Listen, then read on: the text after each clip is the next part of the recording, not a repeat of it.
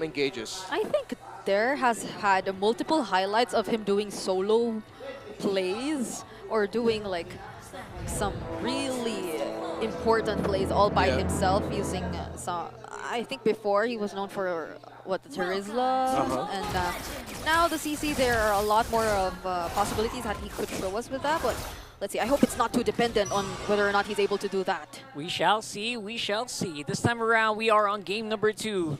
James Panxer's running it. Yowie's signature pick. Oh my goodness, look at this. Look at this Yowie boy. Already disrupting and annoying the heck out of James Banks. There's a lot of info for the Suyo. All right, so that's what you want to see. That's what you want to see with Yowie. Everyone just loves watching this guy play. And it is very effective. Info gathering early on, just knowing where your opponent is a big deal. And paired up with the Farsa in the early stages of the game, it could really deal out the necessary damage against your opponent. And this is quite a very similar scenario to what we saw in game number 1. The rotations of apbren, they aren't that efficient in the early game. Like, it's slower, way slower compared to how TNC is able to do it. OJM and Lancy. Oh, Curse of the Crow. Oh, they dive in. Whoa! They get the first blood onto the member who we mentioned should be performing a little bit better in this game. Yeah, but that's respect by TNC Pro Team. They knew what a CC could bring to the table, what Dare could potentially bring to the table, and they said, you know what, let's shut that down early. Meanwhile, apbren has shut down Yowie's aggressive rotations in the bottom lane. In fairness, that was a really good answer. At the same time, might have been just like a sacrifice play. Just making sure that you have good gold on your jungler again this time around. So let's see if apbren are able to show us a better control in terms of the early game this time, since I don't think they're being that threatened. They're actually trying to show up a lot more compared to the previous game, but they force out the feathered airstrike early on. Bit of a miss there on that first one, but did some good damage on Chokester. Oh, Kekidot trying to interrupt as well. The members of TNC taking down the turtle, but they still secure it for themselves. Lord JM goes in, taunts Kekidot as well. There's some really mad sustain coming in from them, but there is the Avatar of the Guardian as well, and Kekidot will not survive that. Insane zoning, literally surgical. In that engagement by Yowie with the Avatar Guardian in the perfect spot to cut off the exit route. And Zyda also making sure that he'll be able to land his stun. Start here for TNC Pro Team. Everything is going to plan for them, and here comes Yowie providing the vision again. Again, Farsa, a hero that is famously blind, and Yowie providing the vision for her. And they just keep making sure that they know where James Panx is, that Kekidot is really poked down. I mean, he hasn't even gotten his level 4. He doesn't have his ultimate up until now. There's no glorious pathway, probably just now, but there's the way of the dragon. I think he's been the recipient of it, and he will be bursted down by 4 members of TNC. So aggressive here. TNC just maximizing this show pick and actually boosting Kozen's gold here, as well as the Suyo. Kekidot way too deep there. Shouldn't have been there without proper help near him. He is up against a Cho, and there is a high risk that if he's caught on at the wrong time, he's just going to get picked off. Because if the Cho's there, that means either the Farsa or the Suyo are going to be close by. And so far, that hasn't changed. Zyda, Zyda, Yowie, and Lancy have been a hit squad all around the map. I mean, look at them now. 4 of them once again towards the top lane onto Dare, and there is no way he will get out of that alive. Yo, they're happening. They're doing this like clockwork. Go bot, go top, go bot, go top. It's uncanny. Yep. The Yahweh of the Dragon has found itself home. And Yowie still showing off why this is his hero, why he is the hero or the player most synonymous with Cho. Cho is him. Cho is him. And apbren are just getting out-tempoed. Yeah, TNC is very terrifying when they get hold of the early game. They're controlling the pacing and the momentum is clearly theirs, but Chokeskirt, an abyssal arrow to the face. Will Lancy make it out alive? He still has the flicker. They're low. But apbren might just go for this. There's the glorious pathway. James Panx will be able to cast the electrifying beats onto 4 members, but there's the sustain still from TNC, and the counter Avatar of the Guardian where Zyda still makes his way inside and gets that turtle. And now they're still proceeding with the fight. It seems like James Panx has found his opening. Lord JM, will he be able to survive this? There goes the yo-yo blitz, but they will escape. I wonder if that was purposeful that James Banks did not use. It wasn't that he could not use it, he didn't use it. So question up in the air of whether he missed it or they just made sure that, you know what, let's just see if we can just go ahead for the counter engage after this turtle instead. But Part of me is thinking that he might have missed it, but apbren were able to recover just a little bit with getting a kill there. It's so hard to blame him as well because that is a Suyo. It has multiple layers of damage that you're going to have to play with. And then the fact that you're a little bit behind on level also just doesn't help.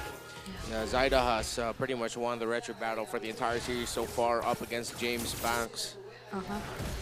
Even during moments wherein we thought TNC wasn't able to fully position themselves or comfortably control the objectives. They're back at it. So now they're in the bottom lane again.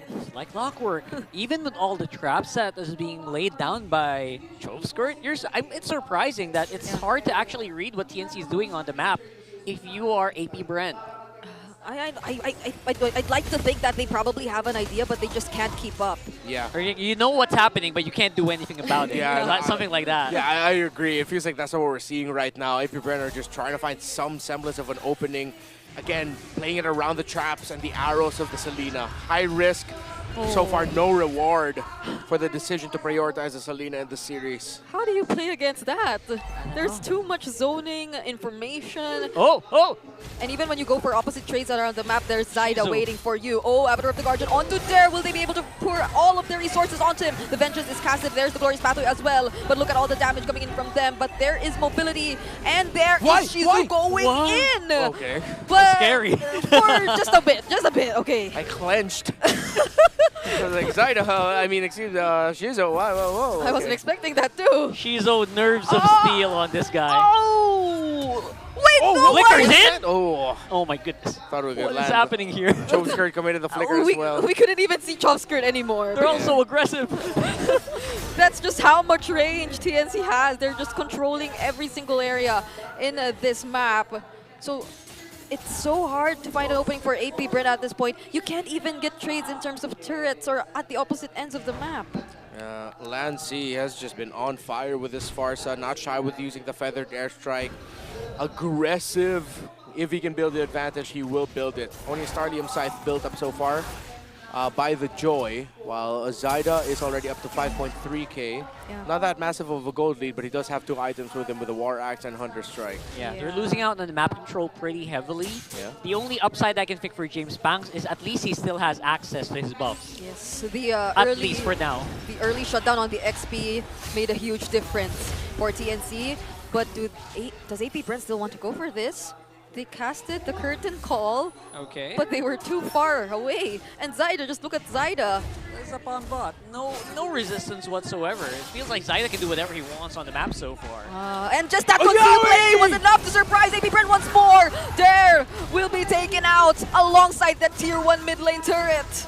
It caught him by surprise because even Dare was delayed on the Vengeance. And there's the feathered airstrike too. 2 of the tankiest members supposedly are down. It's good to see him back home, landing those iconic Way of the Dragons and Jeet Kune Do's flickers from out of nowhere. Yaoi is back in the Philippines. He is Cho, he is him, and there's just no substituting one of the best Cho players of our time. Alongside that, the other members of TNC Pro Team have been fantastic as well. Lancy, Zaida, Lord, JM, and Kozen. TNC, they are on fire. I can definitely feel how excited they were to play this way. Yaoi in full control. The Way of the Dragon, as you mentioned. It's so nostalgic, and I feel like a lot of fans are celebrating at what they're seeing. And there he goes again! Taking out Dare and Kekedot too! Oh my goodness, look at that damage when the fight is still going on! And the Spear of Destruction doesn't connect and Chovskirt falls! James Banks as well! Only Shizu's left alone! They even missed on the Spear of Destruction. Everything is going topsy-turvy here for apbren. 2 games, TNC ended up with a very comfortable tempo-setting roam pick for Yaoi. Jawhead in game 1 and the iconic Cho in game number 2. And TNC has looked comfortable all series long.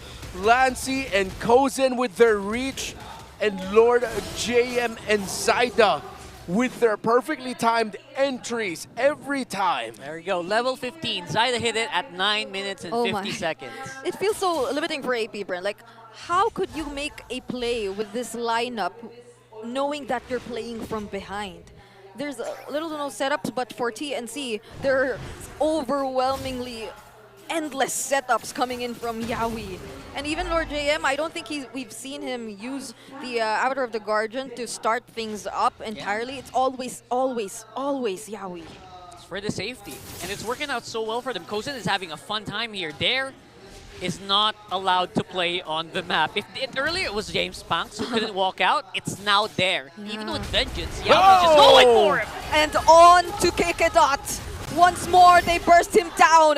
There will be a trade onto Yawi though, but they take out one of their front lines and they gain access to this inhibitor turret. James Panks from behind though finds Lancy. Kozin is able to dodge him, but they will still proceed with the fight. But there's too much damage coming in from those bullets, and they will take down the mid lane inhibitor turret. As close as possible here. Shizu still fighting it out in the end. Could this be a triple? And it will be! But he will fall, but that's already enough for the Phoenix Army. They are definitely on